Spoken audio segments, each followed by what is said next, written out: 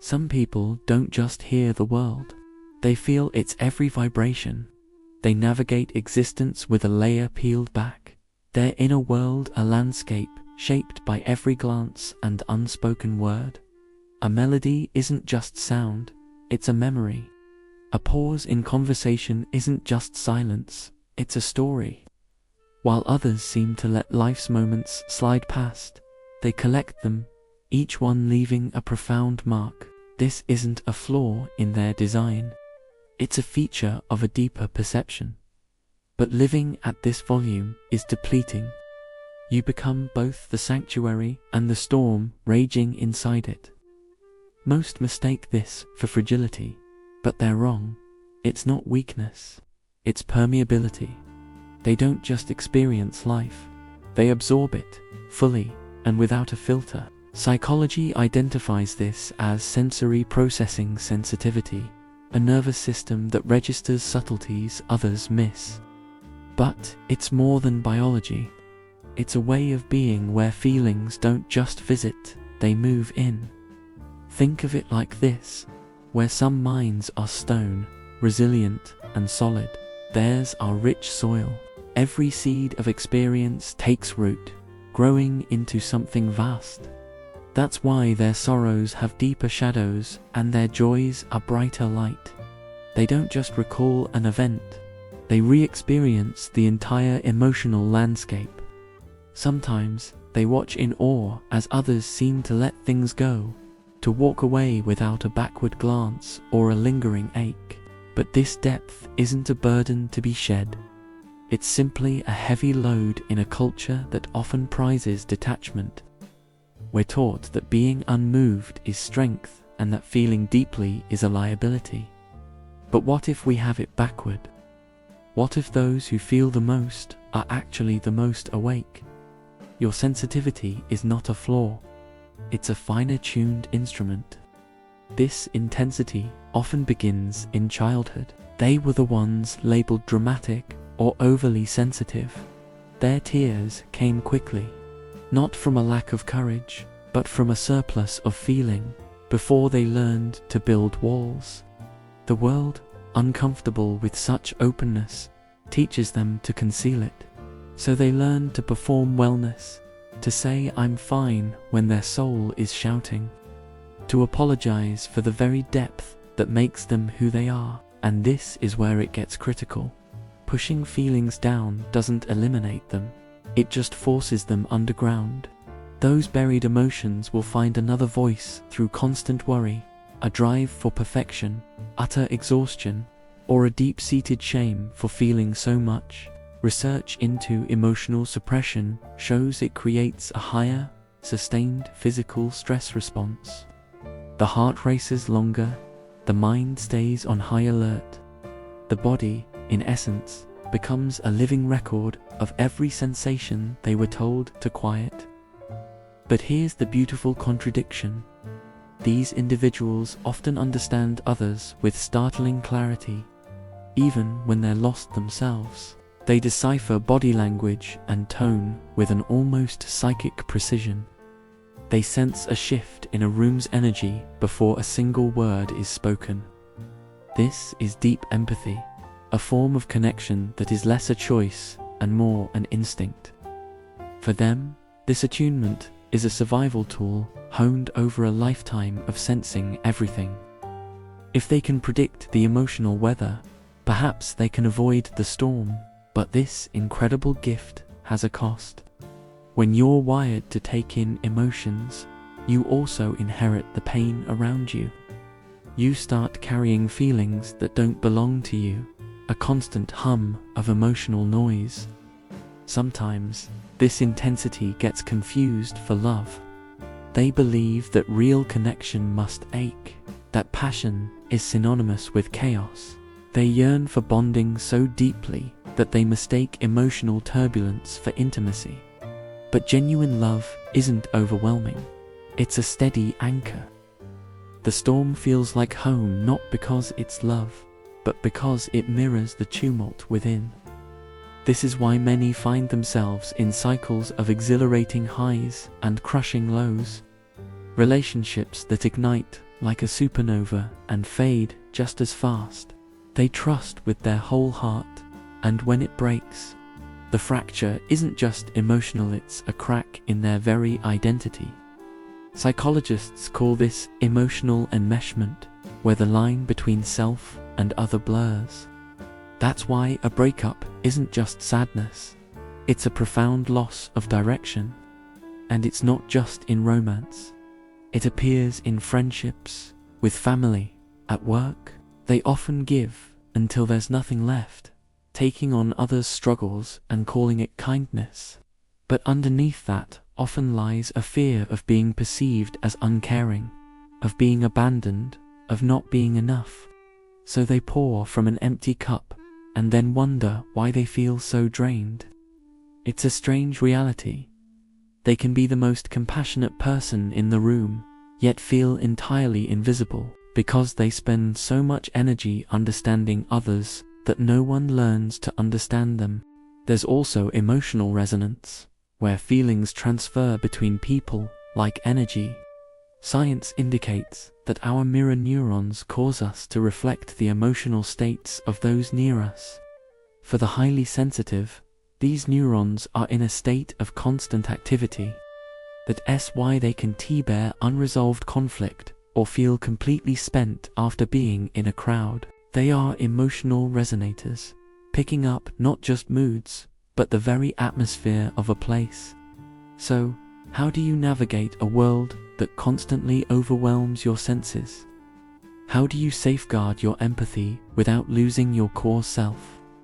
It begins with boundaries, emotional limits that state, I can be there for you without losing myself in your experience. Most sensitive people mistake boundaries for walls, but they are actually bridges to balance. It's realizing that true compassion doesn't require self-erasure. You can support someone without being swallowed by their tempest. There's another vital truth here. This emotional intensity is also a creative superpower. Many of the world's great poets, artists, and innovators were deeply feeling people. Their sensitivity was their receiver, attuned to the subtle channels of human existence. They didn't just see the world, they sensed its hidden layers and translated that feeling into something we could all experience. That's the hidden power of the highly sensitive. They convert raw feeling into profound meaning. While others may follow pure reason, they pursue truth through sensation. They find significance in the overlooked, wisdom in sorrow, and patterns in the chaos. Their emotions are not static. They are signals. And those signals often lead to profound understandings about what it means to be human. But here is the real challenge. Being emotionally aware doesn't automatically grant emotional peace. You can be profoundly in touch with your feelings and still be ruled by them. Awareness is the first step. Regulation is the art. And for the sensitive soul, regulation can feel like a betrayal, as if turning down the volume means denying their truth. But it's not about silencing emotion. It's about learning to navigate its currents. Think of feelings like a river. You can't stop the flow, but you can learn to swim. This skill is self-regulation, built through mindful presence, through the conscious practice of observing your feelings without being swept away by them.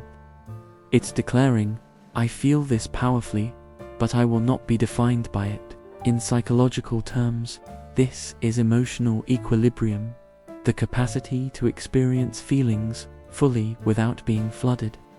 Those who master this don't become less feeling, they become less consumed. They still sense everything, but they don't allow every sensation to become their entire story.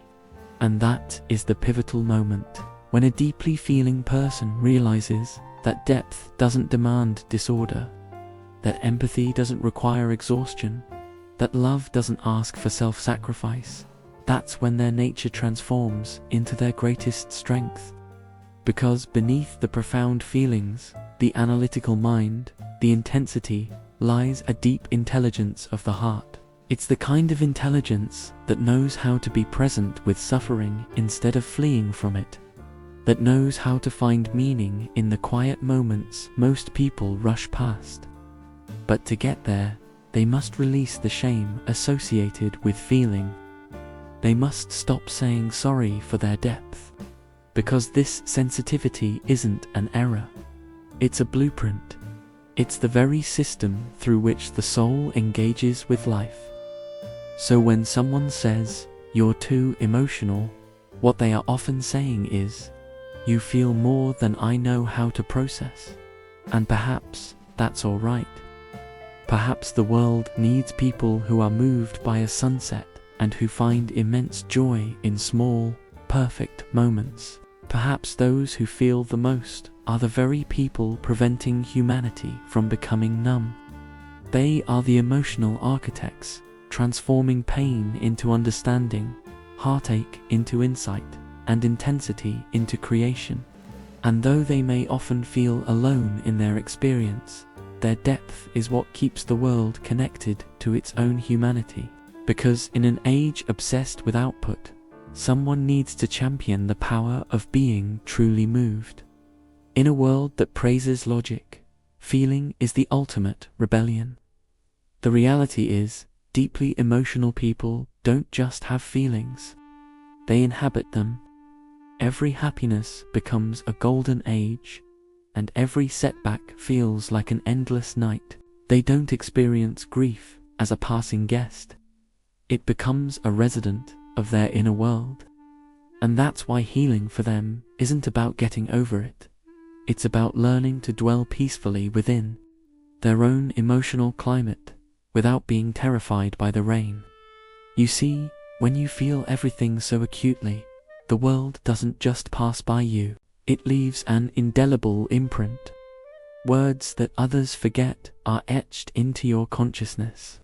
Moments that were insignificant to others become pivotal chapters for you.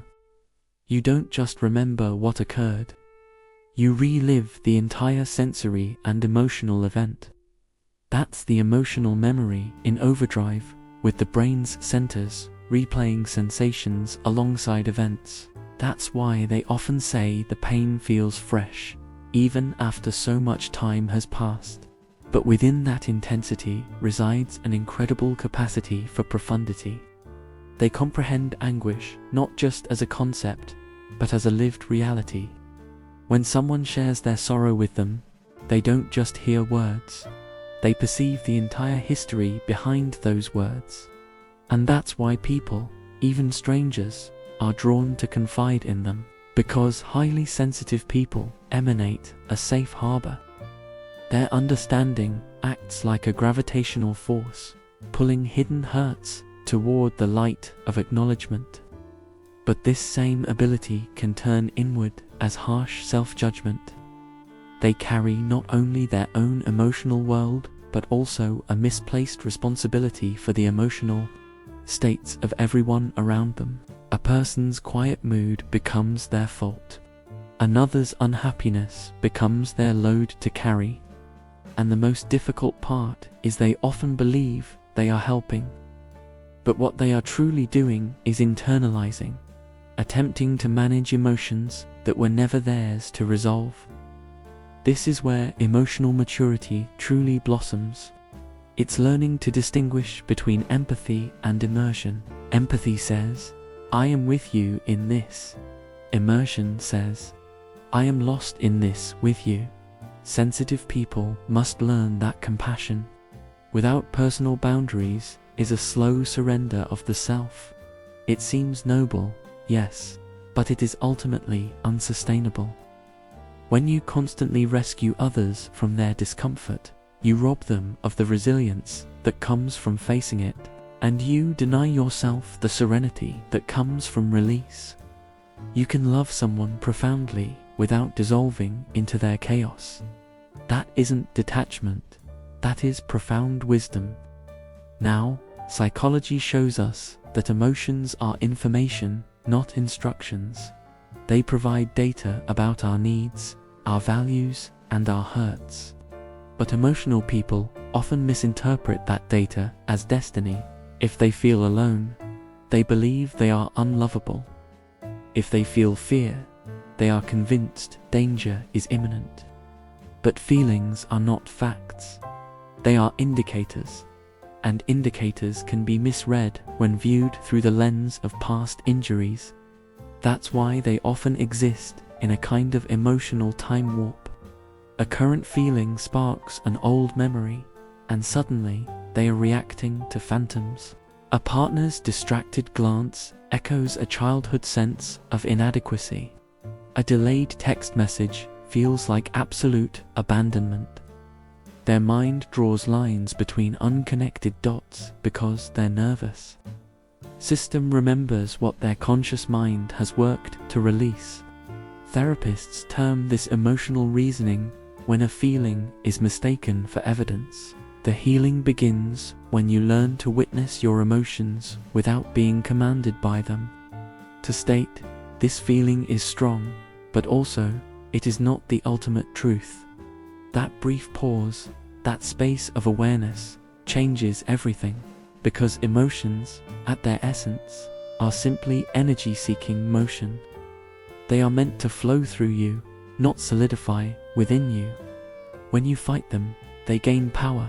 When you condemn them, they retreat into hiding. But when you allow them passage without fear, without judgment, they fulfill their purpose and then depart. And that is when something magnificent occurs. The emotional person becomes emotionally intelligent. They still experience everything, but now they know how to listen to their feelings without being commanded by them. They learn that sorrow is not a defect. It's a signal to retreat and restore. That anger is not a monster. It's an alarm signaling a crossed boundary. That shame is not a verdict. It's a lesson.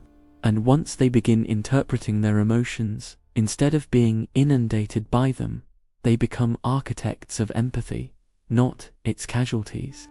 But let's be clear, it requires immense bravery to live this way, because the world frequently instructs emotional people to harden, to grow a shell, to stop being so affected. But sensitive people don't need thicker skin, they need deeper roots. There's a crucial difference. A thick shell desensitizes you. Strong roots stabilize you.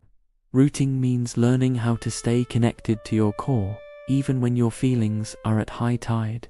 It means being the stillness at the center of your own hurricane. Here's something not often discussed. Highly emotional people frequently possess powerful intuition.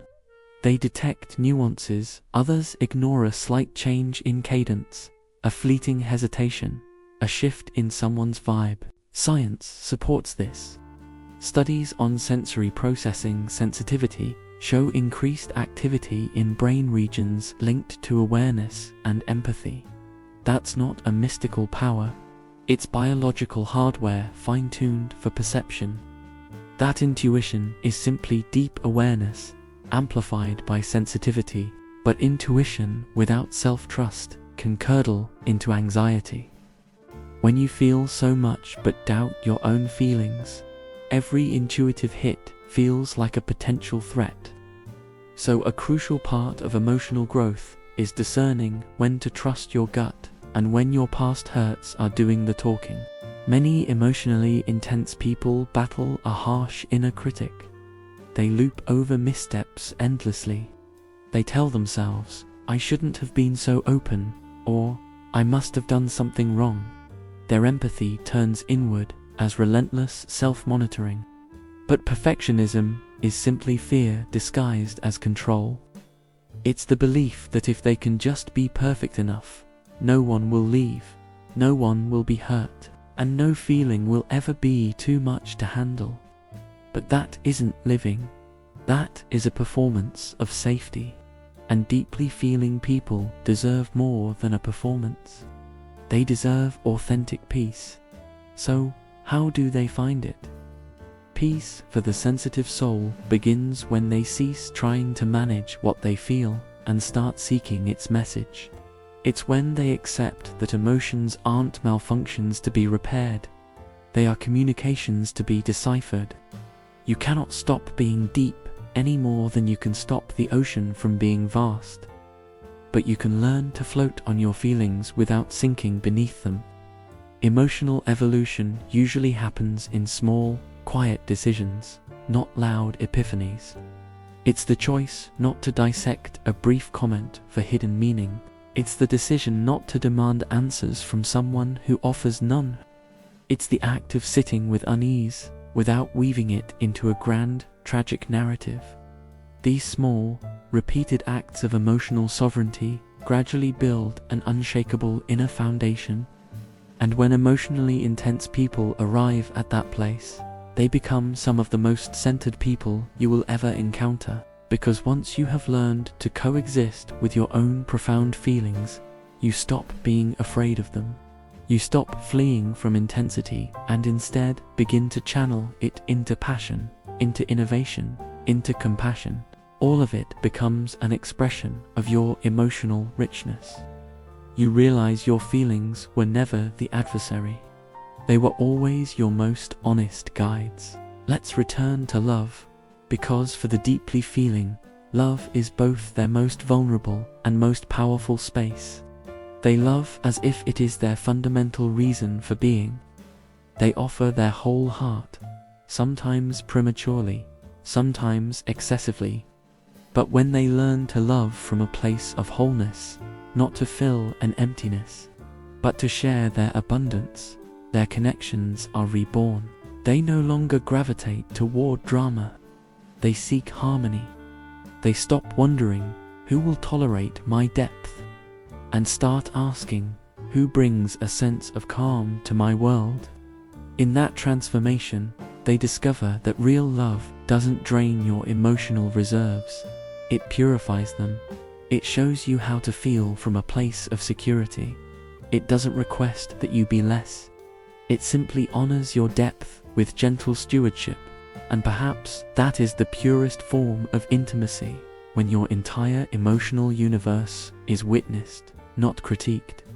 The psychology of the highly emotional is not a story of fragility. It's a matter of frequency. They exist on a different wavelength of experience. They perceive reality in ultra-high definition. The colors are more saturated. The pain is more acute. The quiet is more profound. And while that can make the weight of living substantial, it also makes it incredibly vivid. They reside in a place most people only glimpse the crossroads where heart and awareness meet. But this sensitivity is not a life of inevitable suffering. It's a raw, potent material that, when shaped by conscious understanding, becomes wisdom. The aim isn't to feel less. It's to feel with more clarity. Not every emotion warrants a grand reaction, but every emotion deserves its moment of acknowledgement. When you treat your feelings as guides, not as rulers, you start to lead your own life instead of being led by passing storms. There is something fundamentally human about being emotional. It reminds us that we are alive, that we care, that we are part of a larger whole. Society may elevate cold reason, but it is emotion that gives our intelligence its purpose and its passion. Emotion is the pulse behind every choice, every aspiration, every act of genuine connection. Without it, intellect has no compass, so perhaps being too emotional isn't the issue. Perhaps the issue is a culture that has forgotten how to be fully present with feeling. Perhaps deeply feeling people aren't damaged. They are living reminders. Reminders that the human experience was never meant to be tidy or disengaged. It was meant to be experienced completely, profoundly, and with courage. And if you are one of those people who feels intensely, who loves boundlessly, who contemplates the universe in a single glance, who is moved to tears by beauty or pain, know this: you are not broken. You are fully, vibrantly alive. Your emotions are not scars to conceal. They are evidence that your spirit remains undimmed. Because the day you cease to feel is the day you cease to truly live. So feel deeply, but with discernment. Let emotions move through you like a current, not a cage. Let them instruct you, but not imprison you. And when someone suggests that you are too much, simply smile. Because what they are truly admitting is that you are still fully alive in a world that often encourages a half-sleep. The world doesn't need fewer feeling people. It needs more hearts, courageous enough to remain open when everything suggests they should close. It needs more kindness, more gentleness, more people who can perceive the struggle behind a brave face and the splendor hidden within disorder. It needs people like you. Because emotion, when met with understanding instead of suppression, becomes illumination. It becomes a light that doesn't dazzle, but reveals. It renders life authentic, potent, and profoundly worthwhile. And maybe that's the entire purpose. Not to escape the depth of feeling, but to find a quiet center within it. To live not by dulling emotion, but by mastering its language. So continue to feel, continue to care, continue to be stirred by music, by art, by human stories. You are not an overflow for this world. This world is often simply too shallow to contain your depth. But depth always recognizes depth. And when you encounter others who experience life as you do, you will understand something extraordinary. The ones who feel the most are the very ones who make feeling everything worthwhile. Don't forget to like this video and follow Winds of Thought for more journeys into the human mind.